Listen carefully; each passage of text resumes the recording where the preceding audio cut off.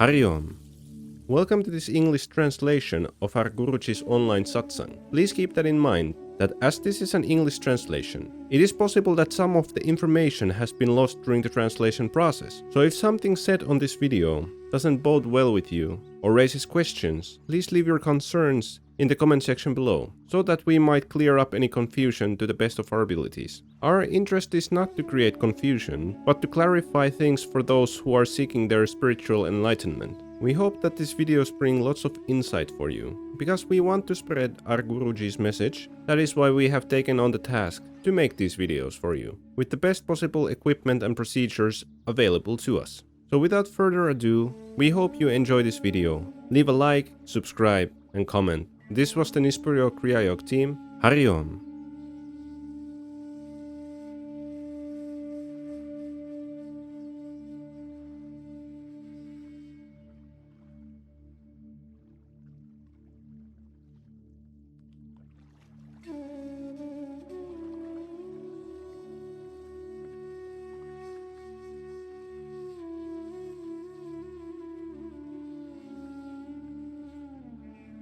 उचित क्या है अनुचित क्या है ना।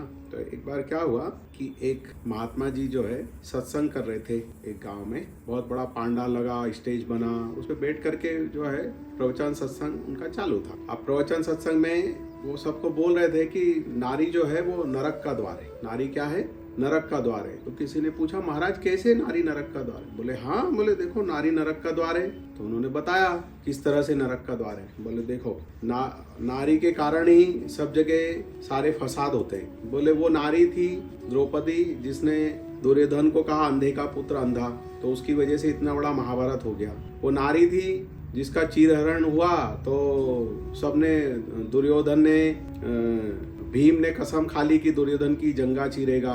सबने अपनी अपनी कसम खाई, इतना बड़ा युद्ध हो गया।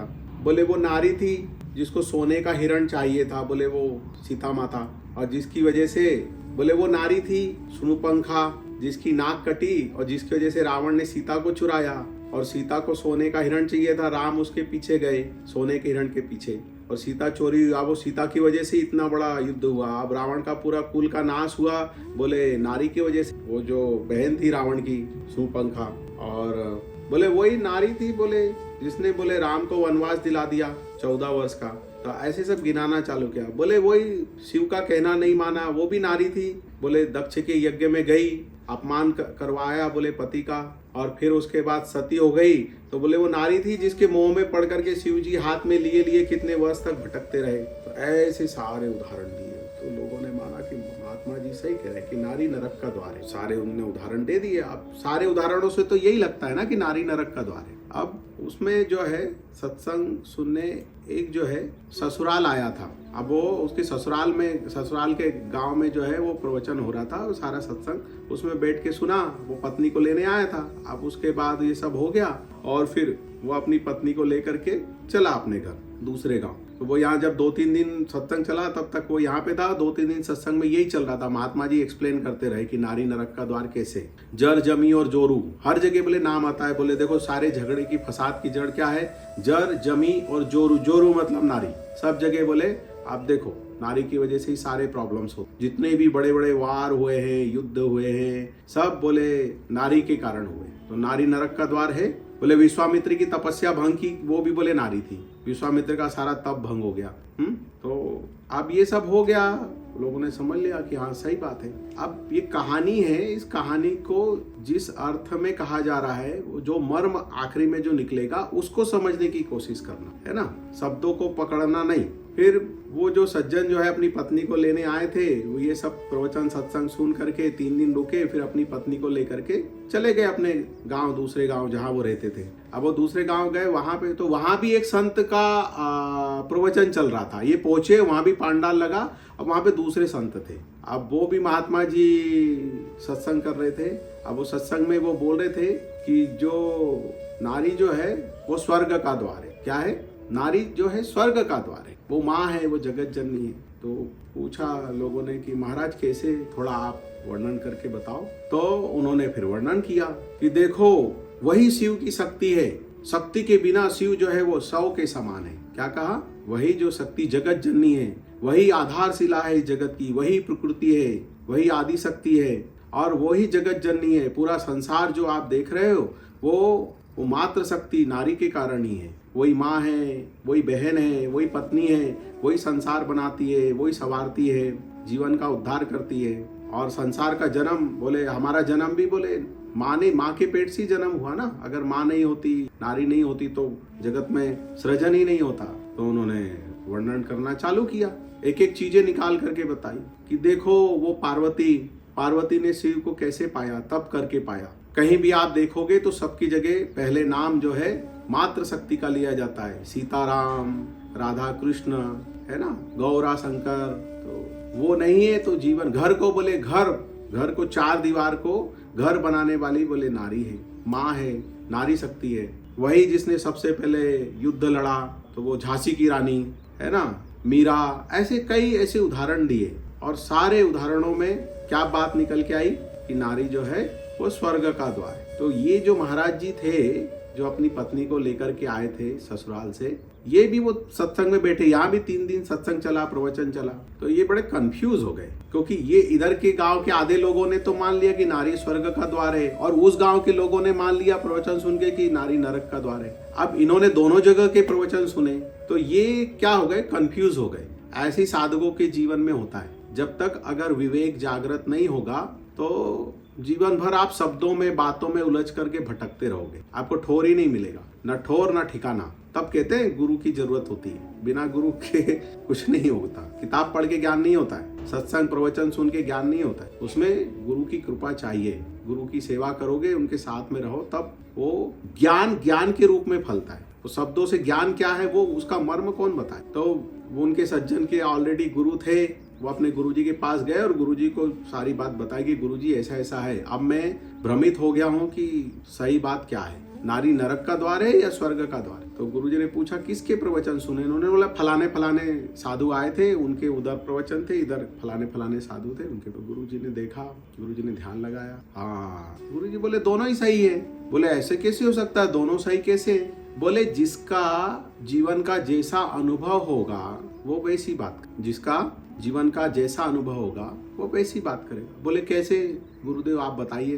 बोले देखो, पहले जो है साधु महाराज का जो आप प्रवचन सुन के आए, उनका बचपन बड़ा कठोर तकलीफों से गुजरा। बोले कैसे?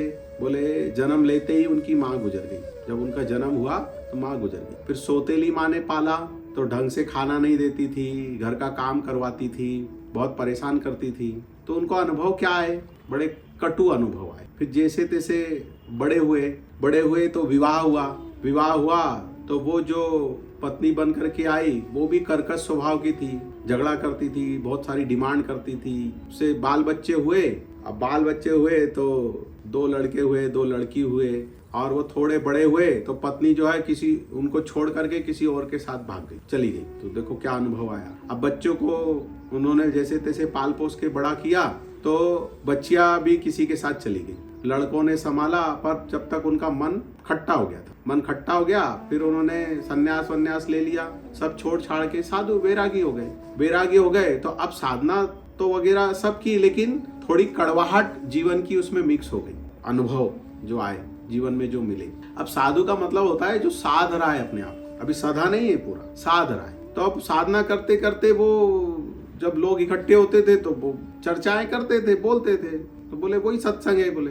तो इसलिए उन्होंने जो भी शास्त्र वगैरह पढ़े तो उन्होंने अपने अनुभव के हिसाब से, अपनी जैसी उनकी दृष्टि बन गई उस तरह से उन्होंने देखा। कड़वाहट भरी हुई थी नारी के प्रति उनके मन में, तो उन्होंने उसी तरीके से उन सारी चीजों में से निचोड़ निकाला। और बोले जो दूसरे जो साधु थे, साधक थे, बोले वो उनका जीवन एक अलग तरह से गुजरा। जन्म हुआ, पिताजी की मृत्यु हो गई तो माँ ने बड़ी मुश्किल से पाल पोस के बड़ा किया, बर्तन धो करके, कपड़े सिल करके, बड़ा त्याग किया माँ ने। और फिर ये बड़े हुए, पढ़ाई लिखाई करके, तो फिर एकदम सुलक्षणा पत्नी मिली।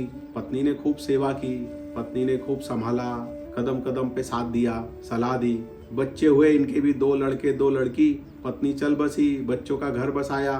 तो बच्चे लड़के छोड़ के चले गए, अपना अपना घर बसा लिया और पिताजी को पूछा ही नहीं। तो जो उनकी 2 बेटियां थी उन्होंने संभाला उनको, कुछ दिन एक लड़की के यहाँ, कुछ दिन दूसरी लड़की के यहाँ रहते थे। और फिर एक दिन उनको भी विरक्ति हो गई घर परिवार संसार से, उन्होंने भी वैराग्य धारण कर लिया। अब वैराग्य धारण कर लिया, संन्यास ले लिया। अब वो जो अनुभव उनके जीवन में जो आए नारी को लेकर के, तो उन्होंने भी जब शास्त्र अध्ययन किए, सब पढ़े, तो उन्होंने अपने अनुभव उसमें डाल करके वो बताने लग गए सबको। तो कहते थे कि नारी जो है स्वर्ग का द्वार है। तब गुरुजी बोले, बेटा आप बताओ नारी स्वर्ग का द्वार है या नरक का द्वार है? तो बोले, गुरुजी नारी ना तो स्वर्ग का द्वार है ना तो नरक का द्वार है। जिसकी जैसी भावना, जिसका जैसा अनुभव, जिसकी जैसी दृष्टि, उसने वैसा जाना, वैसा पाया और वैसा उसने जगत को बताया, है ना।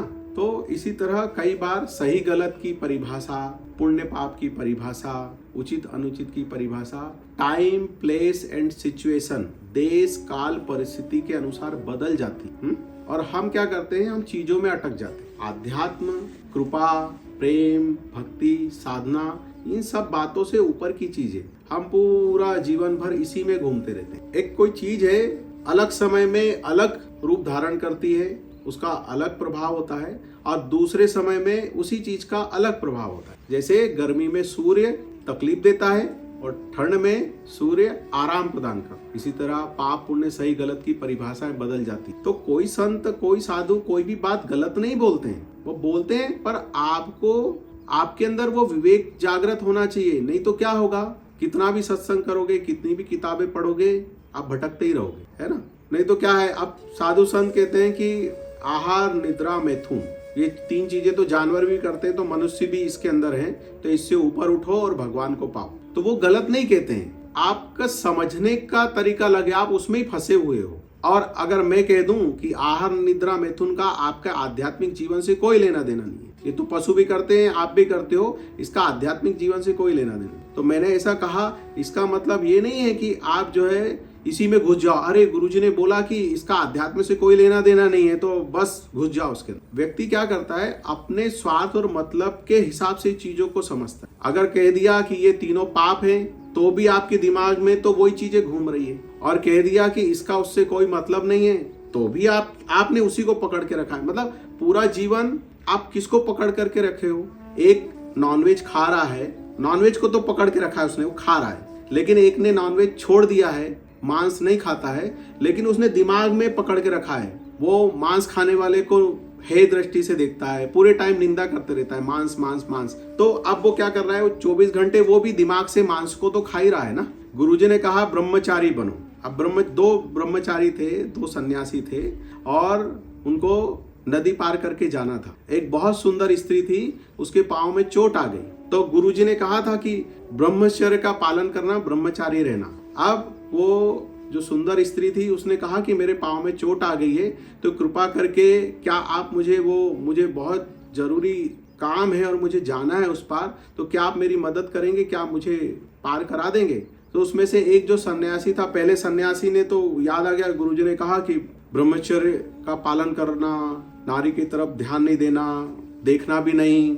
दूसरे सन्यासी ने तुरंत, अब उसके मन में क्या था, दूसरे सन्यासी के मन में था, गुरुजी ने कहा था कि हमेशा जीव की मदद करना, दीन दुखियों की सेवा करना। तो एक के मन में क्या विचार था और दूसरे के मन में क्या विचार था? तो दूसरे जो है सन्यासी ने वो सुंदर स्त्री को अपने कंधे पे यूं उठाया और नदी पार करके दोनों चले गए। अब ये पहले वाले ने तो उसको कुछ भी नहीं कहा, लेकिन मन में तो चल ही रहा था कि मैं जाके गुरुजी को बताऊंगा, इसने ऐसा किया। और जब नदी के उस पार चले गए, उन्होंने वो स्त्री को वहां छोड़ा, प्रणाम किया, दोनों चले गए। अब दोनों चले गए, अब जब वहां पहुंचे गुरुजी के पास, तो इसने शिकायत की, गुरुजी आपने जो नियम दिए थे इसने पालन नहीं किया। बोले ये सुंदर स्त्री को अपने कंधे पर लेकर के घूम रहा था, बोले नदी के उस पार लेकर के गया और उसको वो किया। तो गुरुजी ने शिष्य की तरफ देखा, तो उसने हाथ जोड़ के कहा, गुरुदेव मैं तो उस स्त्री को सिर्फ 10-15 मिनट के लिए कंधे पे रख करके, जब तक मुझे नदी पार कराना थी तब तक मैंने कंधे पे रखा और छोड़ दिया, मैं तो भूल भी गया।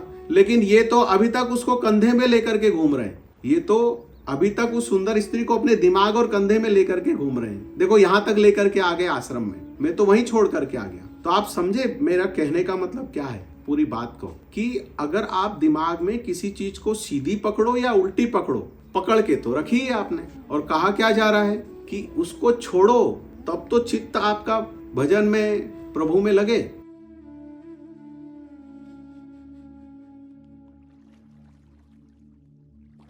तो अभी बात समझ में आई। अब इसको और थोड़ा दूसरे तरीके से बताता हूँ कि ये जो चीजें हैं, ये मनुष्य देह है, तो इस शरीर के प्रकृति के साथ जो प्रकृति बनी है त्रिगुणात्मकमयी है ना, 3 गुणों से मिलकर के, सत्वगुण, रजोगुण और तमोगुण। और फिर उसी की तरह अंदर नाड़ी हो गई, इंगला, पिंगला, सुषुम्ना, है ना। तो जब तक भूख अगर पेट में है तो नेचुरल है ना, प्राकृतिक है। आप उसको क्या कहोगे?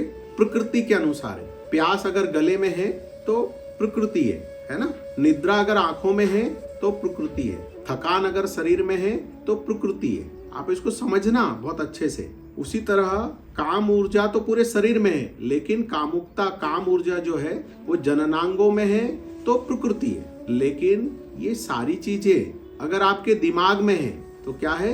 विकृति है। आप बहुत अच्छे से समझ लो तो आप पूरे इस बात को समझ जाओगे कि आपके गुरुजी कहते हैं आहार निद्रा मैथुन का अध्यात्म से कोई लेना देना नहीं है, ये भी सही है। और कोई संत कहे कि आहार निद्रा मैथुन जो है आपको भगवत प्राप्ति में बाधक है, इसको छोड़ दो नहीं, उनका कहने का मतलब होता है आप सही।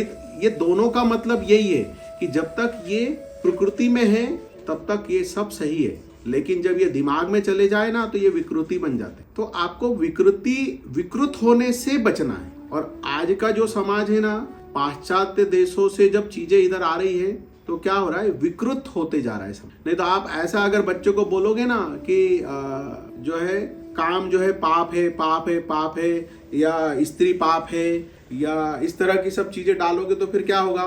गे पैदा हो जाएंगे, लेस्बियन पैदा हो जाएंगे। ये विकृति है ना, अलग अलग तरीके से चीजें आ जाएगी। अब वो चीजें किसी और तरीके से निकलने लगेगी और समाज में आप देखोगे तो कुछ अलग ही तरीके से चीजें बनने लग जाए। किसी को अपने पुरुष होने पे घृणा हो जाएगी तो वो ऑपरेशन करवा के स्त्री बन जाएगा। किसी को अपने स्त्री होने पे घृणा हो जाएगी तो वो जाके ऑपरेशन करवा के पुरुष बन जाएगा। हो क्या रहा है? आध्यात्म की ओर कोई जा रहा है क्या? नहीं जा रहा है। वो घूम फिर के उसी में ही फंसा घूम रहा है, गोल गोल उसी में ही घूम रहा है और अंत में पूरा जीवन खत्म उसमें। और हम बार बार क्या कहते हैं? अरे बाबा ये देह और देह के विकारों से ऊपर उठो। कई बार ब्रह्मचारी सन्यासी से जल्दी गृहस्थ को भगवत प्राप्ति हो जाती है। कैसे हो जाती है? अगर जबरदस्ती किसी को सन्यासी बना दिया, जबरदस्ती ब्रह्मचारी बना दिया तो क्या होगा? भोग तो उसके दिमाग में चलते रहेगा ना, विकृति तो चलते रहेगी। अब जबरदस्ती तो कर दिया तो भगवत प्राप्ति हुई क्या? नहीं हुई। वो सन्यासी होकर के भी, ब्रह्मचारी होकर के भी पूरे समय स्त्री का चिंतन उसके दिमाग में चलते रहेगा, भोगों का चिंतन चलते रहेगा। और गृहस्थ में अगर चला गया, मुझे बताओ कि 24 घंटे आपको भूख लगती है क्या? नहीं। आप खाने के बारे में कब सोचते हो? जब भूख लगती है तब। भूख लगी, आपने भोजन ग्रहण किया, उसके बाद खत्म, उसके बाद आप अपने दूसरे कामों में लग जाते हो। तो 8-15 दिन, महीने भर, 2 महीने, 3 महीने, 6 महीने में कभी नेचुरल प्राकृतिक तरीके से काम प्रकट होगा। आप क्या करोगे? जैसे भोजन करते हो, जैसे नींद लेते हो, वैसे एक सहज प्राकृतिक उसको समझ करके और आप क्या होगे? निवृत्त हो जाओगे। पूरे समय उसके चिंतन में रहोगे क्या? नहीं। पूरे समय आप किस में रहोगे? भगवत चिंतन में रहोगे। आपको गुरु ने नाम जब दिया है, साधना दिया, वो साधना करोगे, उसमें चिंतन में रहोगे। तो आपके लिए भगवत प्राप्ति सहज हुई कि नहीं हुई? गृहस्थों के लिए सहज हो गई ना। और अगर विपरीत तरीके से ये चीजें चलेगी तो सन्यासी और ब्रह्मचारी के लिए भी दुर्लभ हो गई। तो आप मूल मर्म समझ रहे हो क्या मैं जो कहना चाह रहा हूं? कि आप क्या, हम सब जो है इन्हीं चीजों में ही घूमते रहते हैं। हमको इन चीजों में घूमना बंद करके इससे ऊपर उठना है। तो अब ऐसे कहीं किसी के सत्संग, प्रवचन, किताब पढ़ करके कंफ्यूज तो नहीं होगे ना, नारी नरक का द्वार है या स्वर्ग का द्वार है ना। धारणाएं बना करके, धारणा देखो, अच्छी धारणाएं बनाओ जो आपको आपके उत्थान में सहायक हो। नेगेटिव धारणाएं मत बनाओ। नेगेटिव धारणाएं बनाओगे तो किसी का कुछ नहीं बिगड़ने वाला है। आप क्या होगे? डिप्रेशन में चले जाओगे, विकृत हो जाओगे मानसिक रूप से। आप समझ ही नहीं पाओगे कि सही क्या है, उचित क्या है, अनुचित क्या है। तो अपने विवेक से काम लो, है ना। अब देखो, एक बात मैंने कही थी थोड़ी देर पहले, तो उसने बच्चे ने कहा कि ये तो एकदम जलेबी वाली बात है। मैंने बोला अरे जलेबी वाली बात नहीं, आप समझो। और बात क्या थी? बिना हरि कृपा मिले नहीं संता। अब हरि की कृपा होती है तब संत मिलते हैं, ठीक है। और फिर दूसरी लाइन में क्या है? बिनु सत्संग विवेक ना होई। सत्संग करते हैं तब विवेक जागृत होता है। तो हरि की कृपा होती है तब संत मिलते हैं। और संत के साथ क्या होता है? संतों के साथ सत्संग होता है, विवेक जागृत होता है। जब विवेक जागृत होगा तब विवेक में तब पता चलता है कि हरि से बड़ा क्या है। क्योंकि संत अभी हरि ने कृपा की तो संत मिले, अब संतों की कृपा होगी तो क्या होगा? संत क्या ज्ञान करवा देते हैं कि अब बोला कि भगवान ने हमसे मिला दिया, चलो ठीक है, भगवान की कृपा हुई तो तुम मेरे पास में आए, अब मैं तुम्हें वापस भगवान के पास भेजू नहीं, मैं अब बताता हूं कि भगवान से बड़ा क्या है। क्या है भगवान से बड़ा? तो हरि से बड़ा हरि का नाम, ये सत्संग में प्राप्त होता है। तो इसमें कहां जलेबी है? सीधी सीधी सी तो बात है। जब पता चलता है कि हरि से बड़ा हरि का नाम है, तो जब हम हरि का नाम जपते हैं, फिर प्रेममय हो जाते हैं, फिर तड़प होती है, वो विरह, वो सब होता है। और एक भक्त क्या कहता है, जब पूरा प्रेम में जब डूब जाता है ना, तो भक्त कहता है कि मुझे जो है मुक्ति भी नहीं चाहिए, मुझे तेरा दर्शन भी नहीं चाहिए। ऐसे जब शुरू में गुरुजी बोलते थे ना, तो बड़ा अजीब सा लगता था कि ऐसे कैसे बोलते हैं, ऐसा हो सकता है क्या? भाई आध्यात्म मार्ग में, सत्संग में, साधना मार्ग में तो इसीलिए लगे हैं कि हमको भगवान को प्राप्त करना है। फिर जब आगे और चले गए तो कितनी ऊंची अवस्था है, किस स्तर पे चले गए आप कि देखो वहां पे जाके भक्त कह रहा है कि भगवान मुझे तेरा दर्शन भी नहीं चाहिए, दर्शन मिले तो तड़प खत्म हो जाएगी, आपका मुझे बाह्य रूप से कोई दर्शन नहीं चाहिए, आप मेरे बस हृदय में वास करो। और किस तरह वास करो? उस तड़प की तरह, उस प्यास की तरह। वो प्यास कभी ना बुझे, क्योंकि जब प्रेम प्रकट होता है ना, तो अब उसका कोई वर्णन ही नहीं है। क्योंकि कुछ साधनाओं का तो मैंने बता दिया, ऐसा नशा होता है तो ऐसा है, कोई नशे का पदार्थ बता दिया इसके जैसा होता है बस। लेकिन जब प्रेम प्रकट होता है तो उसका क्या, कोई वर्णन ही नहीं है, किसी से कोई उसकी तुलना नहीं है, बताया ही नहीं जा सकता। और जब वो उसमें चला जाता है तो वो हर चीज उसको अच्छी लगती, हर चीज, दुख भी उसके लिए सुख की तरह है। जब उसके जीवन में दुख आ जाए, और भक्ति बढ़ रही है, और तड़प बढ़ रही है परमात्मा की तरफ, और प्रेम बढ़ रहा है। तो मोटी मोटी बात समझ में आ गई? सब स्टेप बाय स्टेप है, पहले बेसिक चीज समझ लो, फिर अगली स्टेप में जाएंगे, है ना?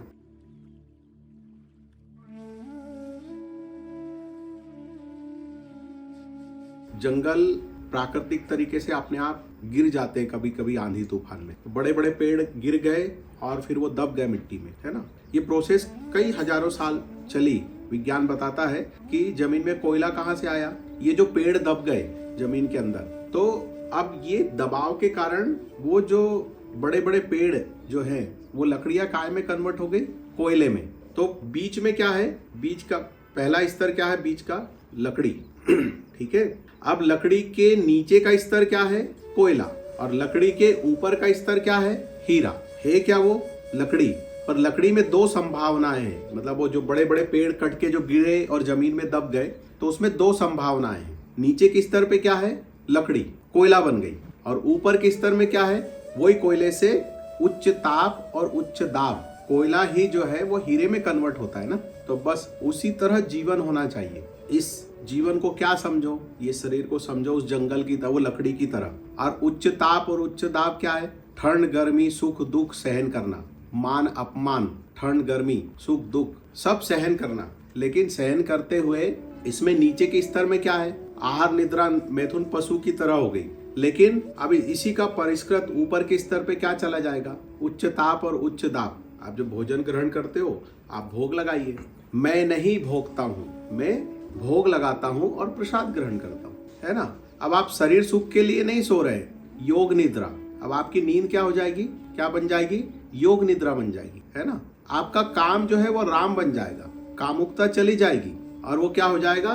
दिव्य प्रेम हो जाएगा, प्रेम बन जाएगा, समर्पण और भक्ति बन जाएगी। कबीर के एक बहुत अच्छी वो पंक्ति है, वो उन्होंने उस तरह से कहा था कि नामे धर्मी नामे अधर्मी, नामे जितेंद्री कामी हो, नामे कहता नामे सुनता, नामे सेवक स्वामी हो। वो जो उन्होंने कहा कि एकदम उसमें कि मैं बहुत बड़ा धार्मिक भी नहीं हूँ, बड़े बड़े सूत्र मुझे नहीं पता है धर्म के, तो इसका मतलब ये नहीं कि मैं अधर्मी हूँ, है ना? मैं धर्म को नहीं मानता हूँ, मैं ऐसा भी नहीं हूँ। और फिर कहा नामे धर्मी नामे अधर्मी, नामे जितेंद्री कामी हो, मतलब मैं जितेंद्री भी नहीं हूँ, मैंने अपनी इंद्रियों को जीत लिया, मैं ऐसा भी नहीं हूँ, गृहस्थ जीवन में हूँ। तो फिर कैसा है कि अगर मैं जितेंद्री नहीं हूँ तो क्या मैं भोगी विलासी हूँ, मैं कामी हूँ? नहीं, मैं वो भी नहीं।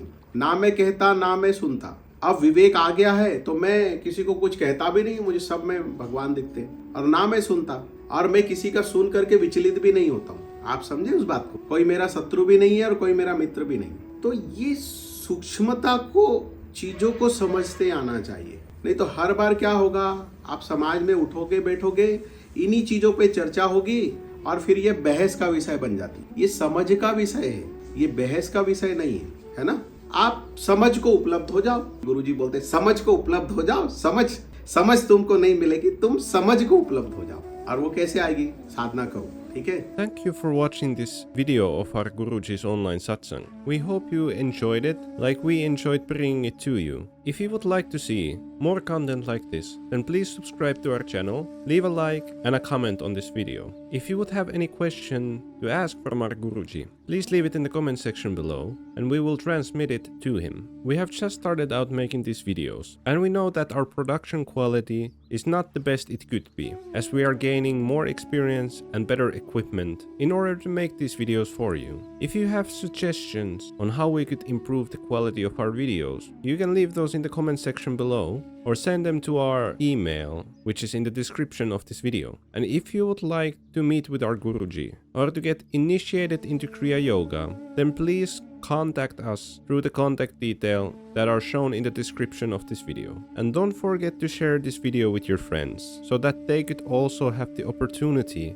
to hear our Guruji's sacred teachings. We truly hope that you enjoyed this video. And we thank you for your time and attention. And we hope to see you again on this channel. This was the Nispur Yog Kriya Yog team. Jai Guru, Hari Om.